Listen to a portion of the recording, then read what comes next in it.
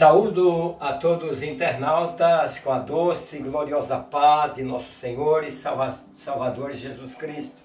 Professores, professoras, quero agradecer de coração a todos que têm me acompanhado neste canal, onde nós estamos aí finalizando este segundo trimestre do ano de 2023, com aulas muito importantes. Espero que essas aulas estejam ajudando vocês. Hoje nós estamos com a lição de número 12, o custo pessoal de viver os planos de Deus. Professores, professoras, internautas, pessoas que me acompanham, é gostoso, é glorioso viver uma presença de Deus, é glorioso. Deus tem planos para nossas vidas, mas hoje nessa lição nós vamos ver que o custo que cada um paga é bem caro. Não é aquele tapete vermelho. É fé no que está por vir, na gloriosa pátria que nos espera. A introdução ela diz o seguinte: a história de José é repleta de preciosas lições para a jornada do povo de Deus em todos os tempos.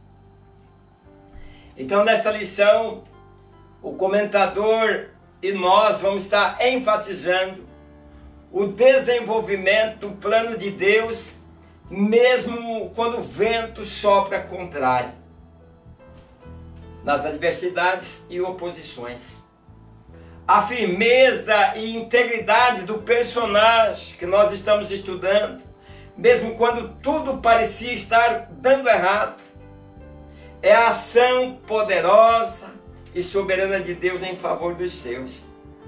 E nessa lição nós precisamos estar compreendendo estas coisas. Por isso, professores, professoras, gostaria que vocês distribuam aí para os seus alunos de maneira que possam fortalecerem na fé, na esperança da grande glória que está para ser revelada a nós. Queria pedir a vocês que não esqueçam de compartilhar, fazer seus comentários, também dar os seus likes, isso é muito importante.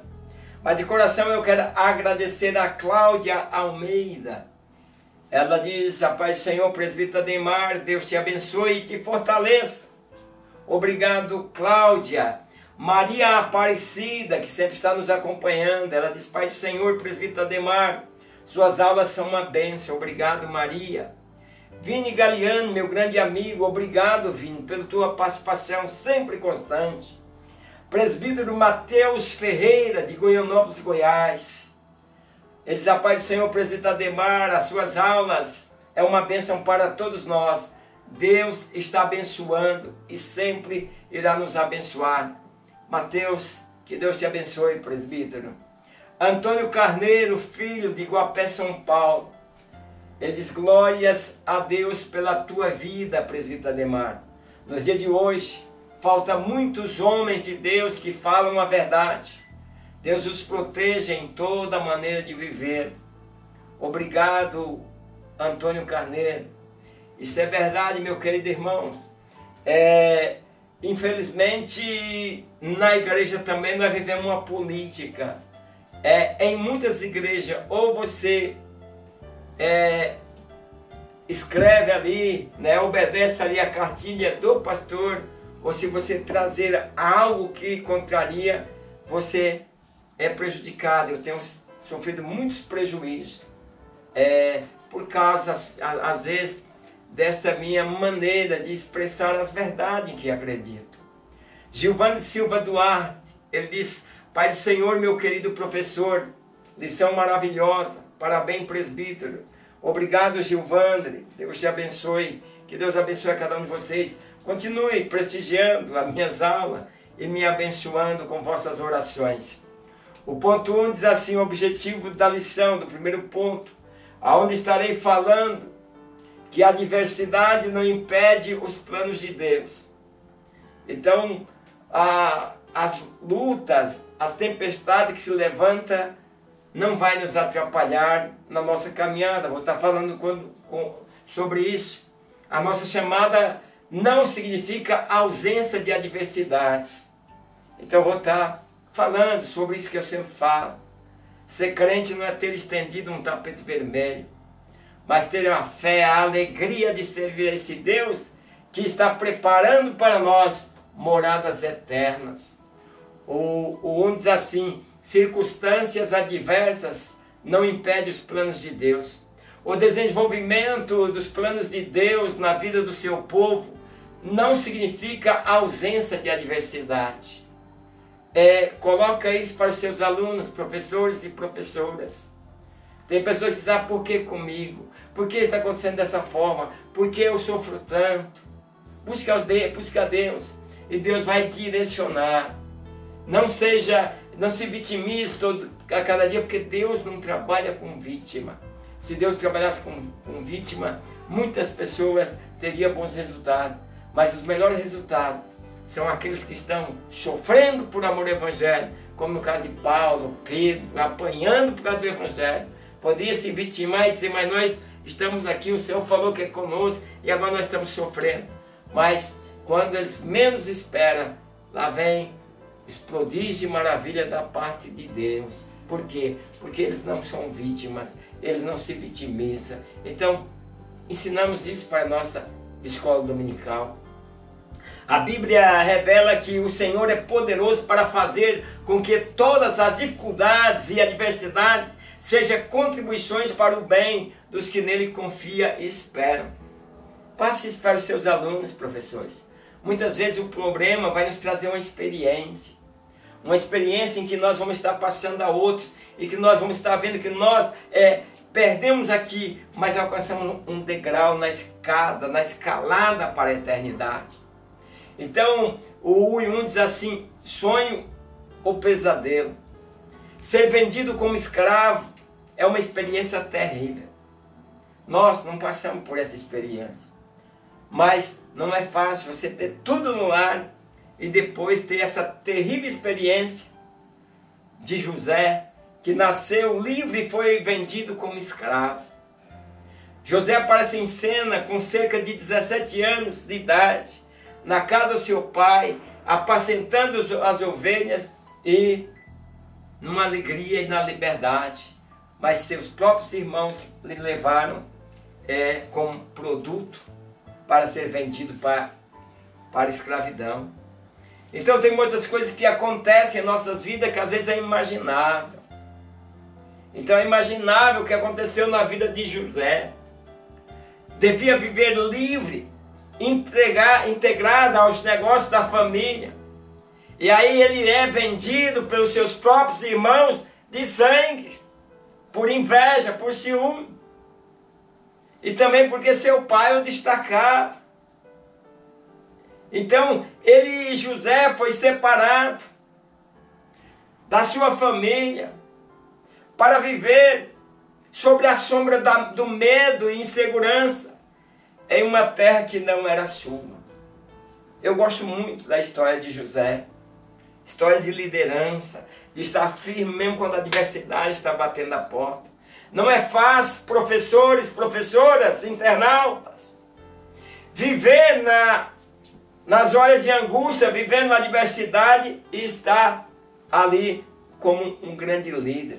Jesus fez isso. Está caminhando para o Calvário e está consolando seus discípulos. Então, ser comprado como um objeto e passar de mão em mão de estranhos deveria trazer para José traumas irreparáveis. Mas José continua ali crendo em Deus. Mas José estava ali e Deus, porém, apesar dessa terrível situação, Deus estava com José. E é isso que fez toda a diferença. O 1.2 diz o seguinte: a companhia de Deus imutável. José estava nas condições de escravo na casa do seu senhor egípcio. Veja bem, ele agora, nós sabemos, foi jogado no poço, tirado do poço, né? Imagine, vendido. O salmista diz que colocaram ferro em seus braços, né? Algemas, e levaram para o Egito. Que sofrimento. E agora nós vemos que ele agora está na condição de escravo na casa de um senhor. Quanto ganha um escravo? Nada. José estava ali trabalhando. Então não importa a condição que se encontre, Deus estava com José. A Bíblia fala que o Senhor estava com José e José foi um próspero. Estava na casa do seu senhor egípcio. Onde José colocava a mão era abençoado. Professores, professoras, coloque para os seus alunos de que a nossa caminhada, onde nós passamos, nós precisamos abençoar. Nós somos da descendência de Abraão pela fé, que abençoarei os que te abençoarem. Abençoa pessoas que vão trabalhar e lá deixa um mau exemplo. Pessoas no negócio que tenta ganhar vantagem. Cuidado. Então José, ele prospera. E a casa onde ele é escravo prospera a ponto do homem entregar tudo na sua mão. Então, o próprio Senhor de José percebe que aquele moço é diferente. Meus queridos, nós não somos diferentes por ser melhores, mas nós devemos ser diferentes por ter a graça, a unção de Deus em nossas vidas. Eu não me conformo de ser igual ao mundo. Eu amo as pessoas. Eu sei que ela possui sangue como eu possuo, carne, corpo como eu possuo. Não sou nada melhor do que elas, mas eu quero ser diferente da unção e do poder do Espírito Santo de Deus. Então Deus está conosco, nós precisamos entender isso. Isso é condicionantes favoráveis que determina o nosso sucesso nas nossas coisas. Quando não assim, nós podemos tanto ter sucesso como não servindo a Deus, como ter fracasso. E o fracasso estaria mais próximo, e o maior fracasso é não ter Deus. Então nós precisamos ter convicções destas coisas. O 1.3 diz o seguinte: fonte de prosperidade. Desde Abraão, Deus sempre deixou claro o que Israel não conseguia entender, que as bênçãos de Deus sobre Israel tinham o objetivo de abençoar as demais famílias da terra, e não apenas Israel, e nós estamos inclusos nisso. Então as bênçãos de Deus, professores, professoras, nós temos que explicar para os nossos alunos que elas são transbordantes. Não deseje o mal, deseje bênção, pois elas virão para você. A mesma bênção, o mesmo sentimento de desejar boas coisas, até para o seu inimigo, ela voltará para você em bênçãos, com medidas recalcadas. Nós podemos ver isso na vida de Jacó, cuja prosperidade divina fez seu sogro enriquecer. Jacó também um homem abençoado, e a bênção vem na família, que nós pais, nós mães, que sejamos um modelo para que a bênção acompanhe nossos filhos e nossos netos. Vemos o mesmo acontecer com José. Onde põe a mão, a bênção de Deus está lá. Que coisa maravilhosa. Deus, por amor a José, está usando agora ele, mesmo sendo escravo, para abençoar o rico e poderoso Potifar. E aí José fica encarregado da supervisão dos prisioneiros quando é levado para a prisão. Lá também castigado. José tinha tudo para ser um fracasso. Honestamente, na casa do seu senhor. Agora, lá na frente, nós vamos ver a respeito do que aconteceu. Vai para a prisão e lá continua líder. Espírito de liderança é espírito de amor. Não é isso que nós vemos em muitos, perdão, meus queridos irmãos. Nós estamos recheados de homem de Deus, mas não é o que nós vemos em muitos pastores e liderança, que é uma guerra política e o amor, um amor fingido, porque deseja só o próprio bem. Aí José na prisão fica encarregado de supervisão dos prisioneiros para que o servisse. Então a velha masmorra tornou-se um lugar diferente por causa da presença de José. Eu falei na lição passada que nós temos que ter cuidado. Às vezes nós chegamos lá, vem Lá vem fulano, estragou tudo. Uma cadeia, onde o povo estava preso, tornou-se um ambiente abençoado por causa da presença de José. Deus abençoava os outros através da delicadeza e bondade desse moço. Vamos para o segundo ponto da lição. Dentro desse objetivo, no segundo ponto, eu vou estar mostrando que as provas fazem parte da vida cristã. Os maiores testes da vida não acontecem no exterior, mas dentro de nós. Se formos provados por fora, mas formos reprovados por dentro, seremos sempre derrotados. Então, o maior teste acontece em nossa vida e pode acontecer no exterior e no interior. O 2 diz assim: a fé provada pela circunstância da vida. Assim como Abraão teve sua fé testada, José passou por vários funis divinos que o colocaram no lugar adequado para Deus fazer da sua vida uma bênção para tantos. Então, meus queridos, veja bem, José passar por um funil, quer dizer, o homem que tinha tudo na sua casa agora vai se afunilando.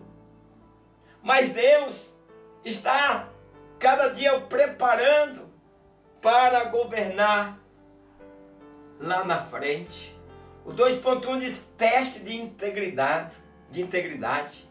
Mesmo jovem, José já passou por situações muito difíceis da vida. Nós estamos acompanhando nessa lição.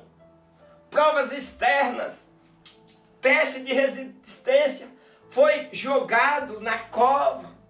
Veja quanta prova, quanto problema. E por último, vendido como escravo. Prova interna, um teste de integridade. Aí vem a mulher do seu senhor e quer que ele a possua, que ele deite com ela. Ele diz: não posso. E José considera o ato de deitar com a mulher de Potifar mais um pecado contra Deus do que um pecado contra Potifar. Ninguém é maior do que eu nesta casa, e nenhuma coisa me vedou, senão a ti, porquanto tu és sua mulher. Como pois faria eu tamanha maldade e pecaria contra meu Deus? É um processo difícil, meus queridos. José passa por um teste difícil. Eu imagino que aquela mulher de Potifar deveria ser uma mulher linda e atraente. E nós vamos ver que José sai fugindo. A Bíblia diz: sai da aparência do mal. E José, por exemplo, foi testado e não deixou que o interior fizesse com que seu exterior cumprisse o desejo daquela mulher. O 2.2 diz assim: teste de resistência. Ele só pode ser vencido, por isso não acredita que suas simples recusas às suas ofertas o farão desistir. Então, no teste, ele pode ser vencido. Agora, às vezes você diz uma coisa, como José disse: olha, está tudo encarregado, mas você não, eu não tenho domínio sobre você. Tenta mostrar, mas às vezes as pessoas que estão tentando vai mais profundo. Então, a tua simples recusa não fará que às vezes as pessoas desistam. Pode orar e clamar o sangue de Jesus. Quando uma mulher ela quer conquistar um homem, pode ser um homem de Deus, ela vai às últimas consequências. E se ele não fugir, ele vai cair. Então a recusa de José deve ter parecido uma afronta à senhora egípcia. O José passa a ser uma caça para ela, ao ponto de levá-la à loucura de tentar agarrá-la à força. Veja bem, é comum falar que homem estupra a mulher, mas a mulher tentar o estupro de um homem é complicado. Então ela se sentiu rejeitada, porque ela queria que José o aceitasse. Talvez estava acostumada a deitar com outros dos seus servos. Então, ela podia ter o homem que quisesse. A nossa resistência interior à tentação não é estável como gostaríamos. Nem sempre nós temos uma estabilidade na tentação, por isso é preciso fugir. Tem gente que caiu porque era sem vergonha, caiu porque era não sei o quê. Nada disso, meus irmãos. Fuja da aparência do mal. Ou você vai dizer que fazer sexo não é bom. Se sexo não fosse bom, a gente não casava. Se a gente não gostasse de fazer sexo, não casava. Então, qualquer homem ou qualquer mulher, numa hora de tentação, tem risco de cair. Então, fuja, a Bíblia diz, fuja da aparência do mal. O comportamento de José, para aquela mulher, era estranho. Ela dando em cima dele e ele fugindo. Então, há momentos em que podemos nos encontrar mais vulneráveis do que em outros. Então, o melhor é fugir. Hoje, quero ver eu cair. Fuja! Então é nesse momento que o teste de integridade se transforma em um teste de resistência interior. O 2.3 diz assim, teste de força. José foge porque se conhece. Esse tipo de fuga é a atitude mais corajosa que podemos ter. Eu gostei aqui, ó, José foge porque se conhece. Meus queridos, todos nós temos um ponto fraco. Não adianta alguém querer ser super santarrão. Temos um ponto fraco e nós não temos que ter cuidado para não revelar. Meu ponto fraco é esse, cuidado. E aí, nós estamos vendo aqui que José se conhece. Eu preciso me conhecer, você precisa se conhecer. Eu não posso frequentar tal ambiente porque vai me fazer mal e eu sou sujeito à queda naquele ambiente. É meu ponto fraco. Professores e professoras, passe para os seus alunos, de maneira que cada um reconheça o seu ponto fraco e não fique passando o seu ponto fraco para os outros. Ore a Deus para que Deus repreenda, porque às vezes você vai lutar a vida toda com aquele seu ponto fraco, mas você vence em nome de Jesus. Então, você sabe que aquele é o teu ponto fraco, fuja. Se alguma visita que você vai fazer na casa de alguém e ali tem uma coisa que está te chamando a atenção e teu ponto fraco é aquilo, desista para que você vença como José. José, aqui o comentador dizendo, José conhecia o seu ponto fraco. Cada um se conhece. Então aqueles que caem são justamente aqueles que acham que podem ficar em pé por suas próprias forças. Às vezes a pessoa diz, eu vou vencer, não, eu não vou fazer mais isso. Aí você luta e não consegue, porque você tem que colocar Deus no meio desse negócio. Você tem que cair aos pés do Senhor. Senhor, eu me rendo. Eu não consigo vencer, Senhor, essa tentação. Me dá graça. Então, você não vai ficar de pé com suas próprias forças, entenda isso. Tem gente que quer se gloriar, se ser grande demais. Olha, são os mais fortes. É que é um risco, os que dizem que é forte cair. Viu? Porque às vezes diz que é forte, mas a carne não é. Ninguém é. Nós precisamos cuidar com isso. Ninguém é forte, forte é Jesus. Cristo já nos alertou sobre isso, para que nós pudéssemos vencer as inclinações pecaminosas. O que nós precisamos fazer? Cristo já falou, andar em espírito e fugir. Agora fica as pessoas na casa do outro batendo boca, falando, não presta, você viu o que aconteceu? Aquele irmão lá era bonzinho na igreja, agora mostrou a unha. Você é incrédulo, você está pecando. Então, meus queridos, é porque ele não fugiu. Talvez Jesus disse, olha, cuidado com as inclinações pecaminosas. Deve andar em espírito e fugir daquilo que não agrada a Deus. Por que fugir? Porque se você ficar ali, você pode ser tentado e cai. José fugiu. Se José fica dentro da casa, poderia ter relacionamento sexual com a mulher. Então o José percebe que suas negativas verbais não pode mais manter a mulher longe do seu corpo. E é o que José faz, foge. Você precisa aprender a fugir. É sentindo-se o próprio homem interior correndo o risco de sucumbir. Ele faz o que os sábios devem fazer na tentação, foge. Vamos para o 3, o ponto 3. Vamos dentro do objetivo, eu vou estar destacando que Deus está vendo e cuidando de tudo. Não esqueça aí de estar compartilhando, dá o seu like, fala para outras pessoas. Vamos ajudar aí a ter mais visualização essas aulas. 3. Semeadura e colheita. As escrituras abordam a realidade da semeadura e colheita. Mas nem sempre a colheita que se dará exatamente como imaginamos. E no tempo em que nós queremos que ela aconteça. Então, quando você semeia para colher lá na frente, você não semeia para ter agora.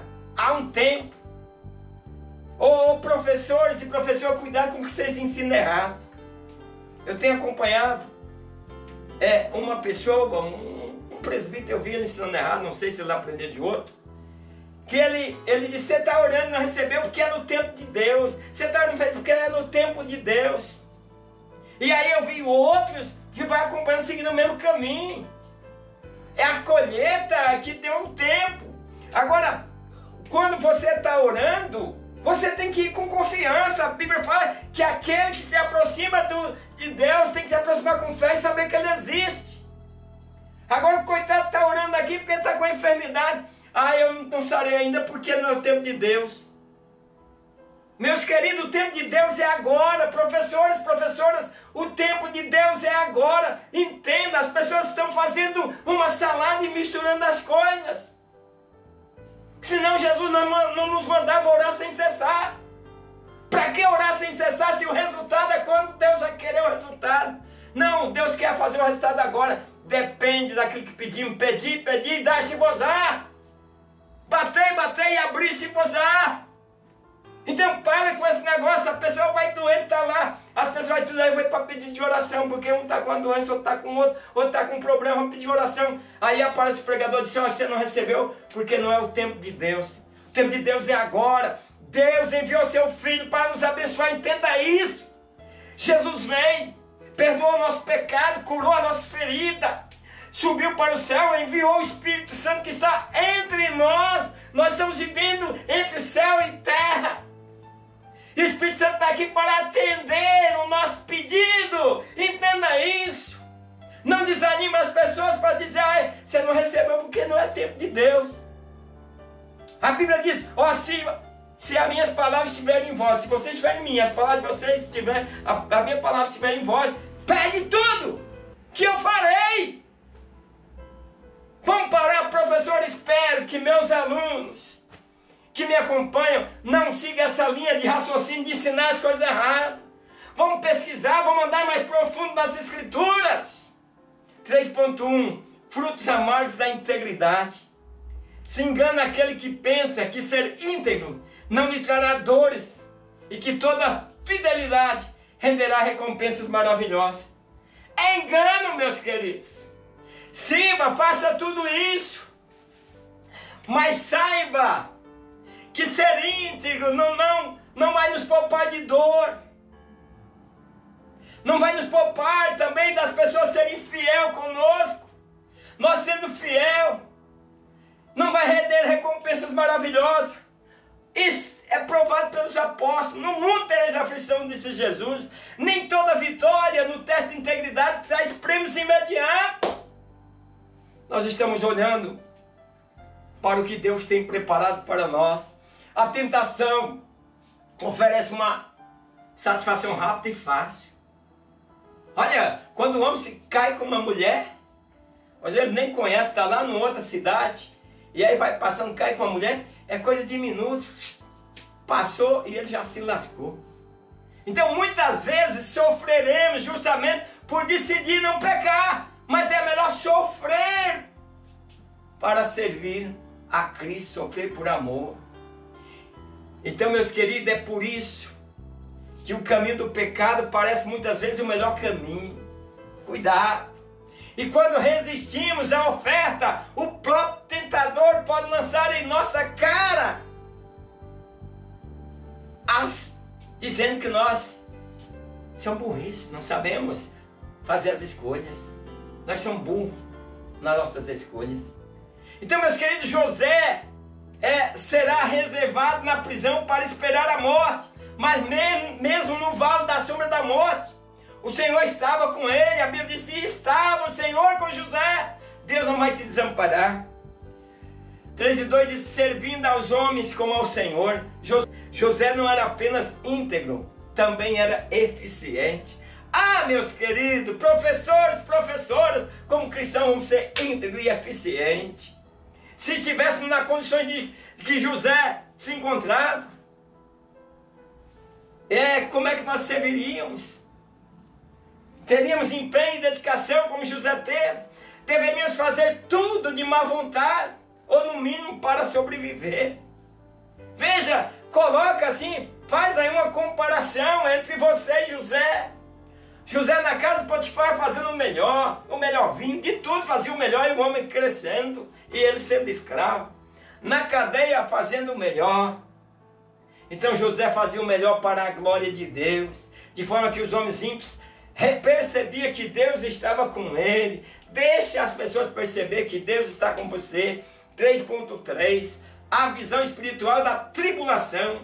As coisas parecem que vão piorando para José. Ele percebe as revelações de Deus em sonho. Isso o fez ser odiado pelos irmãos a ponto de ser vendido como escravo. Servindo como escravo na casa de Potifar por causa da sua integridade. Veja, nós nem sempre a integridade vai nos trazer benefícios. Benefícios de imediato. Foi encarcerado como prisioneiro numa masmorra por vários anos. Comportamento de líder, não deixou. Comportamento de líder, o comportamento de José é comportamento de líder. Pastores, professores, autoridades espirituais, se é que é autoridade espiritual, precisa ter comportamento de líder. Líder é aquele que faz outros. Líder é aquele que vê os outros crescer e não fica com inveja. Líder é aquele que contribui para que o outro avance. Então, o comportamento de líder de José passa a ser responsável pelos prisioneiros da guarda, por estar preso, e que seus dons de interpretações aí aflorece, aí vem aqueles problemas de interpretações. E viu o sonho lá que livrou aquele homem da morte. Conclusão: temos aprendido que a fé, confiança e integridade dos que pertencem ao Senhor não depende das circunstâncias. Meus queridos professores e professoras, que Deus abençoe a todos vocês e até a próxima aula, na paz do Senhor. Amém.